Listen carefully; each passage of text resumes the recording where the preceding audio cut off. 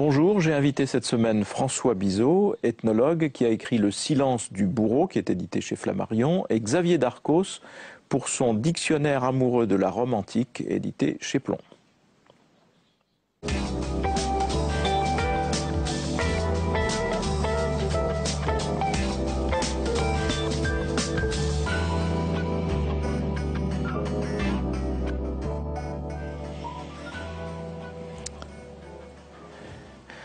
François Bizot, bonjour. Bonjour. Merci d'être avec nous. Vous écrivez donc Le silence du bourreau, c'est édité chez Flammarion, et qui est au fond, qui suit un livre qui a marqué les esprits, que vous aviez écrit après votre captivité au Cambodge, qui s'appelait Le Portail.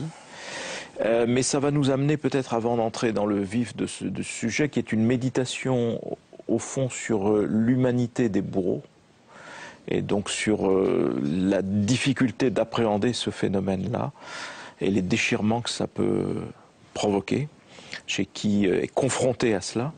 Il faut quand même qu'on redonne quelques points de repère, parce que votre histoire personnelle est évidemment très intimement liée à celle du Cambodge et à la tragique expérience des Khmers rouges, dont vous avez été le prisonnier en 1971, puis libéré, et libéré par quelqu'un qui s'appelle Douche, qui est son nom de guerre, dont vous allez avoir la révélation, peu de temps après, qu'il était en fait l'un des bourreaux, l'un des responsables du génocide des Khmers rouges.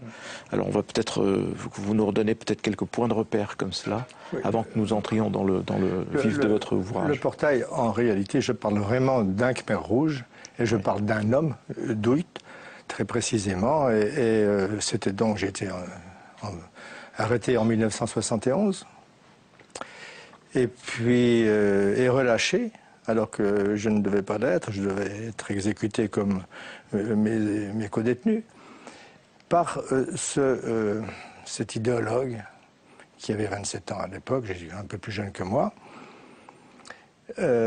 alors que dans le premier livre auquel vous vous référiez, dans le second, je veux dire, le silence du bourreau, je ne parle peut-être plus vraiment d'un Khmer rouge, oui, et je ne parle plus vraiment du Cambodge. Oui. D'une certaine manière, bien que le cadre et que le personnage reste les mêmes. Et puis ensuite, alors effectivement, en revenant au Cambodge en 1988, j'ai pris toute la mesure de ce que ce jeune homme était devenu, dans quel chemin il s'était engagé, dans du cloaque dans lequel il avait vécu pendant 4 ans à Tulsleng, S21, cette école transformée en prison où des milliers de personnes avaient été envoyés à la mort et une grande partie d'entre eux torturés. Alors un mot quand même, parce que ce Douche, enfin je ne sais pas si je prononce bien, oui, bien sûr, n'a pas d'importance, a été le seul au fond leader Khmer rouge qui a été traduit devant un tribunal spécial, international, et donc qui vous a in fine, presque de justesse, appelé à témoigner. Donc vous avez été à la fois le seul témoin appelé à raconter ce que vous aviez vécu, et lui le seul accusé restant de toute cette équipe qui avait conduit ce pays dans le gouffre. C'est vrai. En fait, on peut ne pas parler d'un leader. Il a été vraiment un exécutant, mais un responsable. Oui. Il réfractait les ordres sur la population carcérale, sur les victimes, tout ce désir de mort, ce besoin de mort qui émanait de sa hiérarchie. Ensuite, quand moi j'en prends conscience de ça, parce que moi j'avais vu un jeune homme, un révolutionnaire, s'en prendre tout à fait la mesure, peut-être d'ailleurs assez inconsidérément, qu'il était déjà plongé dans une drôle de chute. Et quand j'en prends conscience, donc en 1988, je mesure à quel point ça n'est pas visible. Ça n'était pas visible. Et que ce jeune idéaliste qui ressemblait à beaucoup de mes amis que j'avais laissés en France, communiste, engagé, ayant une vision très positive de la société, qui nécessitait des révolutions, eh bien lui n'était pas si différent de... Et de là, avoir... De cet idéalisme-là. Oui, et de voir ensuite le résultat effarant dans les exécutions et les tortures, ça fait réfléchir. Alors vous le disiez, donc ce deuxième livre, à partir de cette expérience qui s'appelle Le silence du bourreau, est plus une réflexion. Vous gardez là en effet le même cadre, mais vous vous élevez beaucoup à une réflexion qui vous ramène au point de départ à votre propre histoire et à la guerre d'Algérie. Parce que vous avez été soldat pendant la guerre d'Algérie et donc confronté à cette notion d'ennemi, à cette nécessité de tuer l'ennemi, et ça vous entraîne sur, au fond, tout un cheminement intérieur qui vous fait considérer les choses toujours avec cette, pas obsession, mais cette réflexion sur l'humanité qui est très dérangeante en même temps, pour quiconque voudrait voir tout simplement punir les bourreaux. Sans le savoir, sans m'en rendre compte, sans bouger moi-même, tout en restant le même jeune homme que j'étais, finalement, j'avais pris un costume qui, regardé par certains, c'est-à-dire ceux qui n'étaient pas pour l'Algérie française, représentait l'ennemi. Je pense que c'est probablement de là que date en moi, sans que j'en prenne encore conscience. Vraiment, les choses ne sont pas formulées. D'ailleurs, peut-être que les choses qui nous marquent le plus ne sont pas celles qu'on formule le mieux. Et je me rendais compte que j'ai progressivement été mêlé à cette idée que je n'étais pas si différent. Enfin, mes ennemis n'étaient pas si différents de moi. Et en même temps, tragiquement, je me suis rendu compte que ça ne m'empêchait pas de les haïr tout autant. Et ça pose donc un problème qui, probablement, est insoluble. Oui, absolument, qui est permanent, mais que vous reliez à votre histoire personnelle. Pour bien résumer votre réflexion, elle est exprimée au début du chapitre que vous consacrez à Douche, à l'accusé, dans ce livre. Et vous dites, il y a 40 ans que la question me hante. Ai-je jamais concouru, donc vous-même, à ce destin qui fait de moi l'un des seuls témoins capables de le considérer, le bourreau donc, avec une sollicitude si tragique? C'est toute votre problématique. Oui, parce que dès lors que le bourreau n'apparaît plus, du moins à mes yeux, comme quelqu'un de réellement étranger par rapport à moi, il se dessine sinon une connivence, une similitude dans les situations, dans notre situation, dirais-je, dans la société, dans le monde, qui me fait peur, et beaucoup plus, bien entendu, que si j'arrive, par un phénomène extraordinaire, à considérer que cet homme-là, par nature, il était fait pour être bourreau, et que je n'ai aucun risque. Je ne serai jamais lui. Vous l'expliquez très bien d'ailleurs, parce que dans vos dialogues avec les procureurs, au moment de ce procès, on voit bien que le procureur cherche plutôt à vous entraîner, en tout cas l'accusation cherche à entraîner sur l'idée du monstre. Du pervers, c'est ça. Et donc du coup, au fond, la société se satisferait d'être martyrisée par un monstre ou par des monstres, alors que vous dites, mais non... nous pouvons chacune basculer à tout moment de ce côté-là. En revoyant, je n'ai pas assisté au procès en entier. J'ai simplement été appelé à témoigner, à déposer par la Chambre, c'est-à-dire non pas par l'accusation, non pas par la défense. Mais par contre, j'ai visionné, puisque tout était filmé, l'ensemble du procès. Et il y a un témoin, une victime, puisque les parties civiles étaient pour la première fois autorisées à témoigner dans un procès international. C'était les chambres extraordinaires au sein des tribunaux cambodgiens ont inauguré quelque chose au Cambodge. Eh bien, une victime, une belle jeune femme, dont les parents avaient été tués à Tulseng, a dit d'une voix tremblante pendant une demi-heure ou une heure, en récitant presque des phrases poétiques.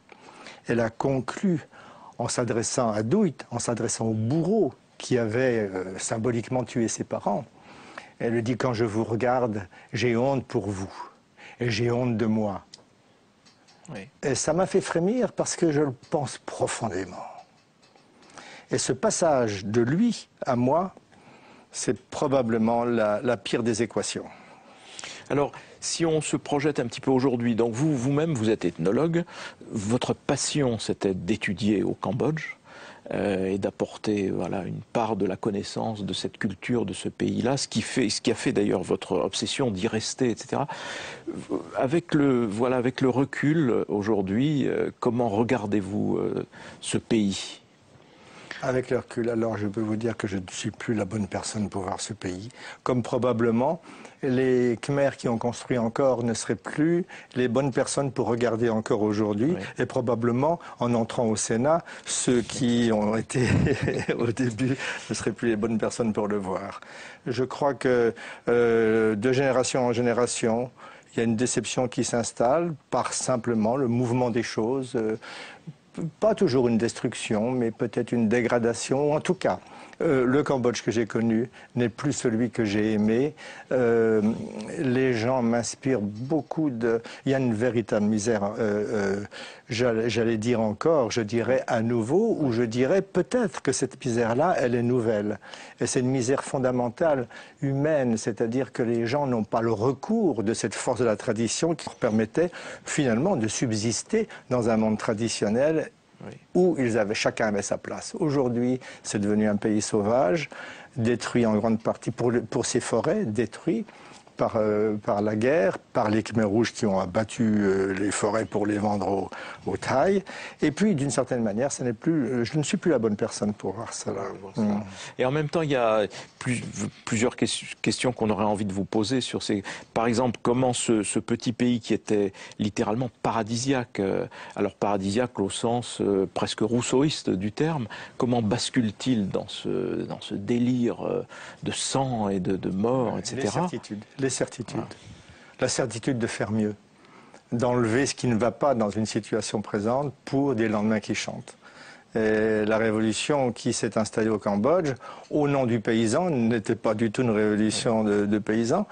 Et maintenant, c'est le désastre. Tout le monde le regrette. Peut-être pas les principaux responsables qui s'enferment peut-être assez naturellement dans un mutisme qui doit correspondre d'ailleurs à leur drame, à la chute qui s'est passée en eux, qui est fondamentale. Qu'ai-je fait? Mon Dieu, qu'ai-je fait? Et puis, quand tout est cassé, quand les vieux sont morts, quand les jeunes générations naissent sur d'autres bases, etc. Que voulez-vous? Mais c'est peut-être une très vieille histoire. Et puis, ultime question, quelle est notre part de responsabilité à nous, Français? Parce que vous le dites au détour à nouveau de vos pages, mais tous ces gens avaient été pas éduqués, en tout cas avaient fait des études, avaient des cadres de pensée qui étaient au fond directement les nôtres. Oui. Oui, mais bon, on s'en est servi à notre heure aussi, et je pense que les éléments fondamentaux de notre civilisation, de notre société, de notre pensée, risquent autant d'apporter des bonnes choses que des mauvaises choses sur la Terre. Absolument. En tout cas, donc, je renvoie à la lecture de votre livre qui est donc Le silence du bourreau, qui est donc la suite au fond d'une réflexion engagée avec le Portail, mais là qui est, j'allais dire, presque plus philosophique, qui est donc toute une réflexion sur l'humanité du bourreau et où en même temps on restitue cette période. Absolument. Et cette période si tragique. Donc Le silence du bourreau, c'est édité chez Flammard. Merci François Bizot. Merci.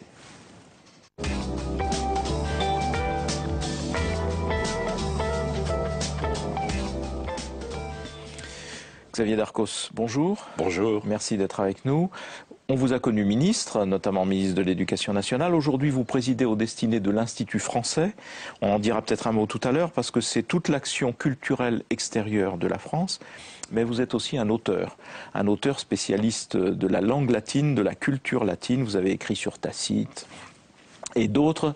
Et là, vous nous livrez un dictionnaire amoureux de la Rome antique, édité chez Plon dans la collection des dictionnaires amoureux, qui est un pur régal, autant le dire tout de suite, et qui est une vraie promenade dans la Rome antique, avec la forme du dictionnaire. Donc on picore, on passe d'un thème à l'autre, on se promène, et ça permet en même temps de réfléchir sur notre époque. Et alors, la première question que j'ai envie de vous poser, c'est de savoir ce qui nous reste de la romanité. Parce qu'à travers tout cela, on voit bien que on en vient aussi. Et on a été, malgré tout, nos esprits sont encore un peu façonnés par Rome. Alors, c'est une question qui est souvent posée et qui est au fond plus complexe qu'il n'y paraît. Il y a d'abord une première apparence, nous devons beaucoup aux Romains, parce que notre langue, notre droit, notre symbolique architecturale, nos rites en grande partie viennent de Rome. Donc nous sommes quand même très pétris par cela et on pourrait dire de ce point de vue-là, nous sommes les enfants des Romains. Et puis, il y a un autre aspect quand même qui est presque le contraire, qui montre que les Romains avaient un rapport au temps, à l'histoire, extrêmement différent du nôtre. Et qu'au fond, notre altérité par rapport à Rome est très forte. Par exemple, les Romains voyaient dans la religion une sorte de formalisme obligatoire, une sorte de religion officielle. Aucune question ne se posait de l'ordre d'une relation personnelle avec Dieu, par exemple. De même, dans l'ordre social, la gravitas, la distance que l'on mettait par rapport à autrui, faisait partie des rites obligatoires d'une vie sociale. Sans compter évidemment l'extrême violence de cette période. Et alors entre ces deux points de vue, dire nous en descendons complètement et nous sommes quand même très différents, il y a une voie moyenne qui est au fond celle qui m'intéresse, qui fait que nous avons reçu des Romains ce qui me paraît l'essentiel, c'est-à-dire la capacité à la fois de croire à notre culture, mais d'accepter celle des autres. Et l'histoire de Rome, c'est l'histoire d'une ville qui petit à petit devient un empire, voilà, qui aborde des civilisations extrêmement diverses, de l'Écosse jusqu'à la Palestine, et qui petit à petit s'arrange pour se mixer avec elles, pour s'y mêler, pour s'échanger, pour construire quelque chose d'hybride, tout en donnant petit à petit à toutes ces peuplades, à ces populations, la citoyenneté romaine. Et donc l'Europe, finalement, est bien le produit de la romanité, en ceci que entre la Grèce et Jérusalem, il y a eu la voie romaine, qui était une voie d'acceptation et d'assimilation. Et donc, bon, évidemment, il y a la guerre, parce que vous le rappelez très bien, vous passez pas mal de petits chapitres, justement, sur comment se constituait l'armée, comment, etc. Et l'histoire de Rome est faite de batailles permanentes, de guerres permanentes, avec de très très faibles périodes de paix. Donc, la guerre est l'instrument de constitution de cet empire. Mais en même temps, et vous y faites souvent référence, donc, cette espèce de va-et-vient avec aujourd'hui sur la problématique de l'autre, des autres. Alors, à l'époque, ce sont les barbares, mais les barbares finissent par devenir citoyens, et ainsi de suite. Et donc, vous êtes, alors vous racontez tout ça, évidemment, vous faites revivre tout cela, mais en même temps, vous êtes au bord au fond qui peut nous conduire à une réflexion sur aujourd'hui. Bien entendu. Parce qu'on est dans un univers, aujourd'hui, où les flux de population et les flux migratoires sont permanents.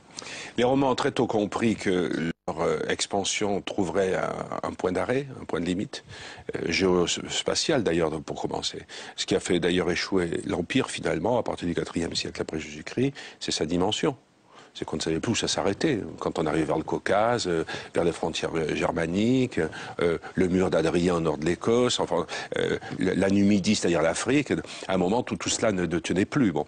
Donc les Romains ont tout à fait compris que c'était leur guerre d'expansion, leur guerre qui faisait leur dimension, qui donnait son sens à leur histoire, mais que c'était aussi son risque. Il y a un texte tout à fait étonnant auquel je fais très rapidement allusion, qui est la préface de l'histoire romaine de Tite-Live, Ab Urbe Condita, depuis la naissance de Rome, où Tite-Live, dans sa préface, explique ça très bien. Il dit, bon, je vais expliquer ce qu'est Rome, comment une petite bourgade du Latium est-elle devenue ce qu'on voit aujourd'hui, par un progrès considérable, une extension considérable, par une force militaire sans exemple, par l'aide des dieux peut-être. Oui, ben enfin, si on prolonge ça, où va-t-on? Qu'est-ce que ça va devenir? Qu'est-ce qu'on va produire? Et forcément, il y a un moment où ça s'arrêtera, où tout va exploser. Il a déjà le sentiment du risque. Et alors, comme vous le dites, ce qui est extrêmement moderne, enfin, à mes yeux, en tous les cas, c'est que du coup se pose sans arrêt vous l'avez dit, la problématique de l'autre. Est-ce qu'il faut l'éliminer, ou est-ce qu'il faut l'assimiler, ou est-ce qu'il faut le tolérer, ou est-ce qu'il faut le mettre en esclavage, ou est-ce qu'il faut le transformer en citoyen? Et cette problématique est constante. D'intégration qui passait par l'accession à la citoyenneté romaine. Exactement. Donc c'est un problème qui s'est posé constamment et qui évidemment rappelle énormément ce que nous avons aujourd'hui en matière de mixité, de mouvements sociaux qui viennent de tous les pays du monde, d'immigration et d'émigration, sont des questions qui se sont beaucoup posées chez les Romains. Alors il y a aussi des passages qui sont qu'on peut consommer avec gourmandise, parce que vous reprenez un certain nombre de choses qui sont dans les mémoires, les bacchanales, oui. des fêtes comme ça dont vous les restituez dans leur vérité.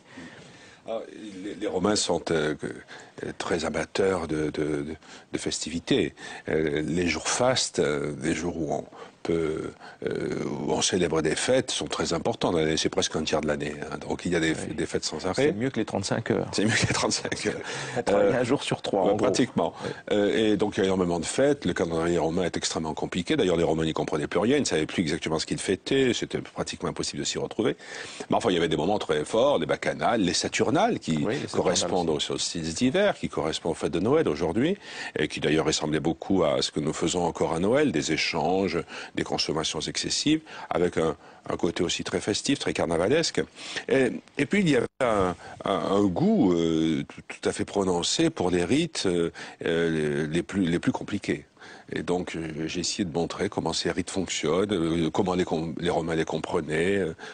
Ovide a même essayé, dans un livre qui s'appelle Les Fastes d'ailleurs, de se dire mais qu'est-ce que ça signifie toutes ces obligations religieuses dans lesquelles nous sommes, ces rites, ces liturgies. Est-ce que ça a une origine? Est-ce qu'on y comprend encore quelque chose? Eux-mêmes n'y comprenaient plus grand-chose, mais ils les respectaient avec un scrupule incroyable. Et ils étaient aussi, vous faites la part aussi de l'histoire politique, évidemment, avec cette succession d'empereurs, une part très intéressante consacrée aux Antonins, parce que vous y voyez là une sorte d'âge d'or de l'Empire, et avec un processus de succession qui passe toujours par l'adoption, par le fil de l'adoption. Et donc c'est une période particulièrement intéressante. À côté de ça, il y a eu évidemment un lot d'empereurs fous proprement hallucinant, avec une cruauté absolument désespérante. Mais à chaque fois, vous montrez bien qu'il y a une vie politique permanente, qu'il y a une relation permanente, malgré tout, avec l'opinion publique. Mais l'opinion de l'époque étant évidemment limitée aux citoyens, puisque les esclaves n'avaient pas accès à... Les 2 tiers des empereurs sont morts de manière violente, donc ça montre tout de suite quelque chose. Alors il y a eu la période de Julio-Claudien qui est une période tout à fait troublé, parce que ces gens étaient des dérangés. Pour la plupart d'entre eux, Auguste, Tibère, Caligula, Claude et Néron, c'est une succession de gens tout à fait pathologiques. Même si la manière dont on les présente a été exagérée, en particulier par Suétone, qui vit donc à l'époque de Trajan et qui veut rétrospectivement dire que les Julio-Claudiens c'était horrible, alors que la nouvelle dynastie, est parfaite. Mais c'est vrai que sous les Antonins, il y a eu un âge d'or, ça a été perçu comme tel, où on est précisément, on revient à ce qu'on disait tout à l'heure, parce que c'est le moment où on a pu à peu près stabiliser les frontières, on a pu à peu près maîtriser les conflits civils, on savait comment pouvait s'organiser l'administration de l'Empire, et donc ces questions très oppressantes de l'expansion, de la limite et de l'autre étaient pour un moment stabilisé. Et donc c'était une période, un âge d'or, c'est comme ça dire que les anciens l'ont rappelé tout de suite, ils l'ont perçu comme tel, dans lequel d'ailleurs, période dans laquelle aussi la littérature a pu se développer d'une manière très très brillante. Mais tout ça a été provisoire, je le répète, parce que la pression extérieure restait très forte, et notamment ce qu'on appelait les Germains, mais en fait c'était la totalité des peuplades qui arrivaient depuis l'Est, depuis le Caucase, et qui arrivaient par le nord-est. Cette pression était pratiquement continuelle. On peut dire aussi que ce qui peut-être nous reste des Romains dans la vie publique, c'est la notion de clientèle. Absolument. Alors avant, c'était des familles au sens large, et puis des clientèles, et je veux dire, on peut considérer qu'aujourd'hui encore, une part de la société est structurée de cette façon. Enfin, en tout cas... Le mot clientèle renvoie plutôt à clientélisme, on dirait aujourd'hui. Oui. Le verbe clio, ça signifie obéir. Donc ce sont des gens qui acceptaient d'obéir ou de se mettre en dépendance par rapport à un patron, par rapport à une figure très forte et très riche, et qui venaient lui saluer le matin, qui recevaient en échange un petit pécule ou de quoi se nourrir, et qui lui rendaient service dans ses campagnes. Donc c'était une forme si vous voulez, de parti, au fond, du parti populaire. Alors en effet, ça organisait tout à fait la vie sociale, parce que ça permettait à des familles d'être extrêmement puissantes. Et puis, même si on était dans un système de pouvoir absolu, les apparences étaient sobres, il y avait des élections. Oui. Ces élections, ces comices, étaient évidemment l'occasion de se faire valoir. Il fallait une clientèle qui faisait agents électoraux, qui votait, qui achetait des voix, qui créait des désordres lorsque un adversaire était candidat lui-même. Et je dois dire en effet que là, j'en parle un petit peu, ça ressemble beaucoup à nos campagnes électorales d'aujourd'hui. Absolument. Oui. Avec des processus électoraux d'ailleurs permanents. Puis il y a des petites incursions amusantes, puisque vous avez été ministre de l'Éducation, où vous rappelez des souvenirs personnels, la façon dont on vous a appris le latin, oui. Et où vous aviez un professeur qui vous cogner la tête, oui, avec celle de votre voisin, et on trouvait ça normal. C'est l'époque où on n'avait pas besoin de comité citoyen, de vigilance contre l'avion scolaire ou que sais-je, lorsqu'on se faisait tirer des cheveux ou l'oreille. Et en effet, on avait un professeur de latin qui nous attrapait et qui nous frottait comme ça, qui disait acidus acidum fricat, l'âne frotte l'âne. Alors moi je croyais que ça voulait dire tout simplement lorsque deux idiots sont ensemble, il faut leur frapper la tête. J'ai su plus tard que ce professeur de latin se trompait, puisqu'en fait le proverbe signifie qu'il n'y a rien de plus ridicule que deux personnes qui sont sottes et qui se flattent l'une l'autre et qui se valorisent l'une l'autre alors qu'elles sont ignorantes et l'une et l'autre. En tout cas, c'était une façon, j'allais dire, de faire rentrer des formules dans la tête, parce que ça vous a resté jusqu'à aujourd'hui. Ben moi, je dois beaucoup à mes maîtres. J'aime beaucoup une des vertus de la latinité qui s'appelle la pietas, qui est l'attachement à ce que l'on a reçu. Et l'attachement à une unité humaine. On ne vit pas seul, on doit beaucoup à ceux qui nous ont précédés, on doit transmettre cette idée de lien, qui est une idée très forte chez les latins, qui relie d'ailleurs aussi à la fides, à la foi jurée, à la parole tenue. Donc j'aime beaucoup la pietas, et l'une des raisons pour lesquelles j'étais content de faire ce livre, qui est une commande, mais finalement une commande heureuse pour moi, j'étais très heureux de le faire, c'est une manière de me souvenir de ce que j'ai reçu de certains maîtres, oui. Donc à mettre entre toutes les mains ce dictionnaire amoureux de la romantique. Merci beaucoup. C'est moi qui vous remercie. Merci. Merci à vous toutes et à vous tous. Pour toutes celles et ceux d'entre vous qui souhaitaient retrouver les propos de François Bizot et de Xavier Darcos, rendez-vous évidemment à tout moment sur publicsénat.fr.